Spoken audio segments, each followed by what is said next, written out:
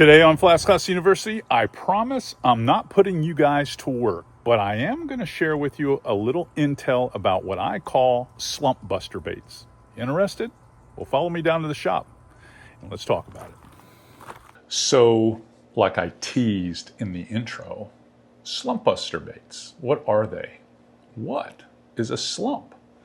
Many of us will fall into slumps when we're getting into the summer months. It's because we have fished completely different inshore all through the winter and all through the spring. And now all of a sudden we have these elevated water temps or sea temps, and we have higher tides than normal, which spreads fish out. And in many places, if you're fishing as shallow as you did in the winter and spring, those are low oxygen zones. There's just not that much O2 in the water. So this time of year, we start fishing a little deep. But you still can fish shallow, it's just you have to pick the right time of day.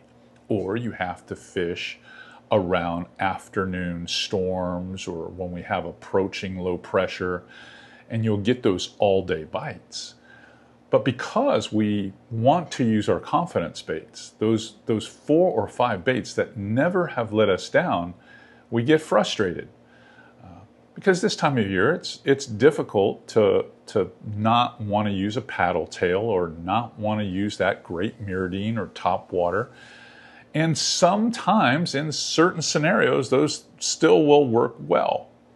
But when I'm really trying to cover water, just cover water, have drawing power, which we're going to talk about, and really find fish quickly where I don't have to throw so close together and wear myself out, I can throw here, then I can throw over here, then I can throw over here, and really gun it, I use these. Spoons, spinnerbaits, and chatterbaits. Let's break them down.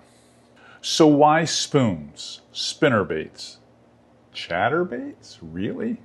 Well, it's because they create a certain amount of drawing power that soft baits just do not possess.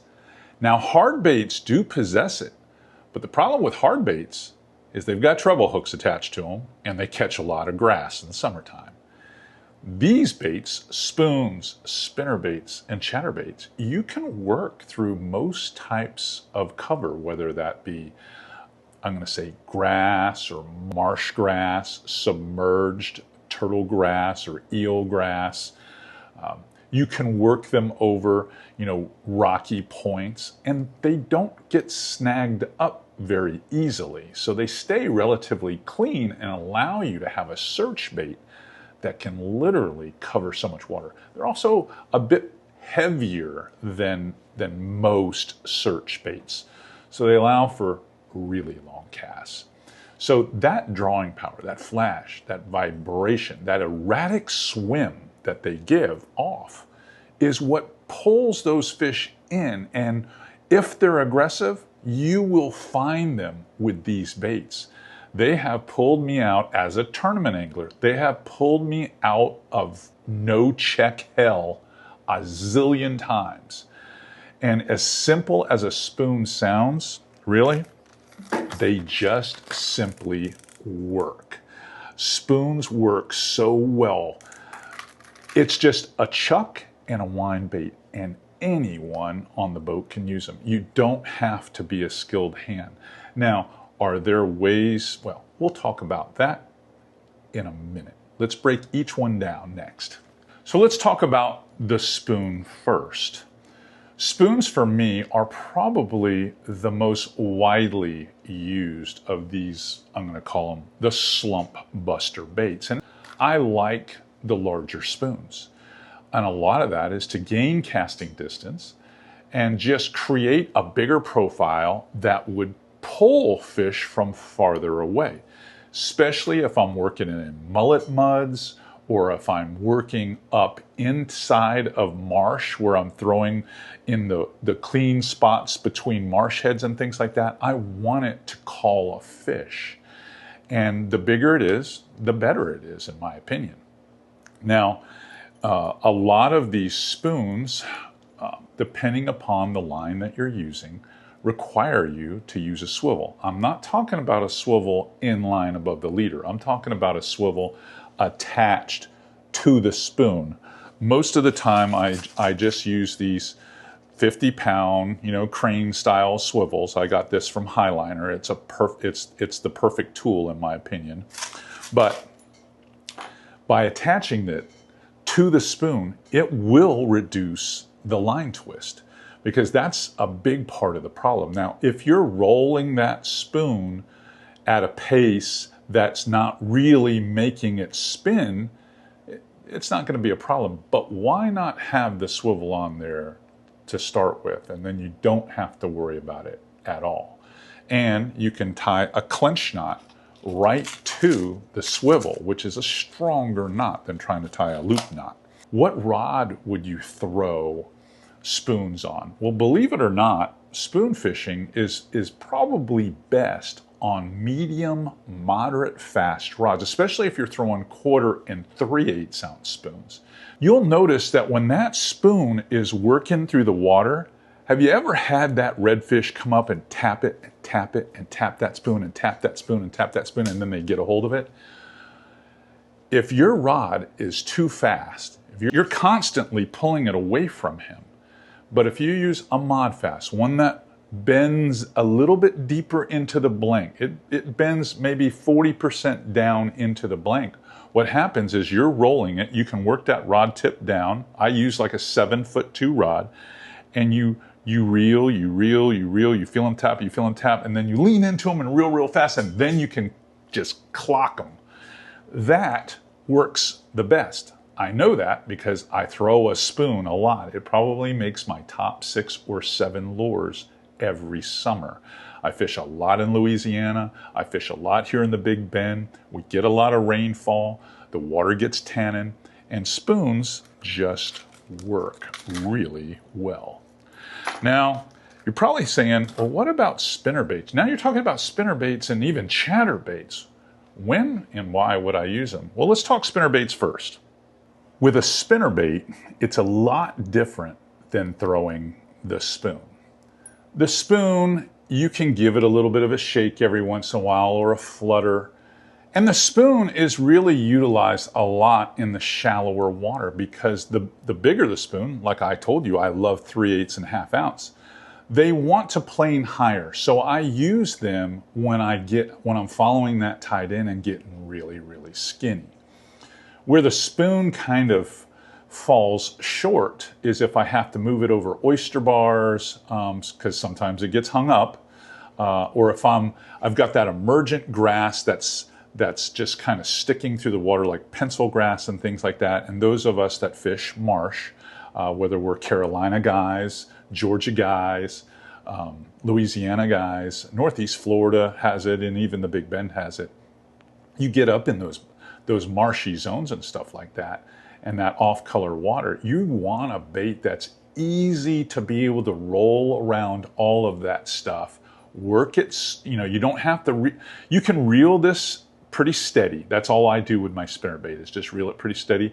If I reel it faster, it'll lift up over something and then I can let it fall. Lots of times you get back there's old palm trees that have fallen over. I'm way back in there, as far back as I can get sometimes. And these work so good. They work great in ponds. These Colorado blades have a lot more thump than the willow blades do. They just put out more flash and more vibration. If I've got an area that's just inundated with tons of bait, I use this, especially if I can fish it slower. If I'm fishing, and I don't have a willow blade out here, if I'm fishing more open water, I would use more of a willow blade style. But typically, my jig heads that I attach to these spinner baits are all about 1/4. I'm going to say mostly 1/4. Sometimes I'll use a 3/8 head, but mostly 1/4. And then I'm usually putting 3 or 4 inch tails on these. So the whole thing weighs like 1/2, 3/4 of an ounce. So I can still get a long cast. Once again, I've got a bait that has plenty of flash, plenty of vibration. And these things really appeal to redfish. They really appeal to black drum. They are a great flounder bait too in the mouths of creeks. So if I'm fishing creek mouths, if I'm fishing rivers, if I'm fishing back marsh zones in the summertime, I'm using a spinnerbait a lot. Now, contrary to what you might believe, you would need more of a medium heavy power rod to throw this. But again, you could get away, unless you've got a really serious hook wire, you could get away with a mod fast action with this. I'm going to tell you, you can throw either fast or mod fast. I throw this on my 7.4 medium heavy mod fast a lot just because I can get more casting distance out of it. Because this is a gangly bait and I swing it out there. I'm always throwing it on braid. It's another bait that I like to throw on braid. And that's just because I pull it through so much cover and I'm catching bigger redfish in these places where I need to pull them out. I can't use anything but braid with all that vegetation around. But it stays because the arm blocks a lot of the trash in front of it. I'm able to keep this relatively clean and really cover a lot of water with a spinnerbait.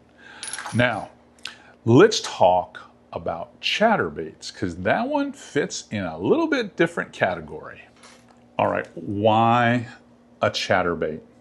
Again, can cast it a mile, covers a ton of water. It really covers a ton of water. Flash, vibration, erratic swim. This thing has a crazy good action. I can throw it skirted or unskirted, doesn't matter. I want it to be a bulky bait. Typically, I throw these a lot in marsh areas. That's where I throw this the most, and I throw it in most of the deeper bayous. Sometimes what happens if I'm fishing in Louisiana or if I'm fishing out in front of some of these rivers up near the Panhandle and Big Bend area, Swanee and things like that, is you'll get these areas where places have drained out or the tide is going out and it falls off into 6 and 8 and sometimes 10 feet of water. And you need something that's got some weight that you can get down, but it's dark and dirty and you need that chatterbait just clicking through there. And they just think it's a crab or whatever they think it is. A mullet with a tambourine. I have no idea what they think it is. But I usually throw darker colors doing this.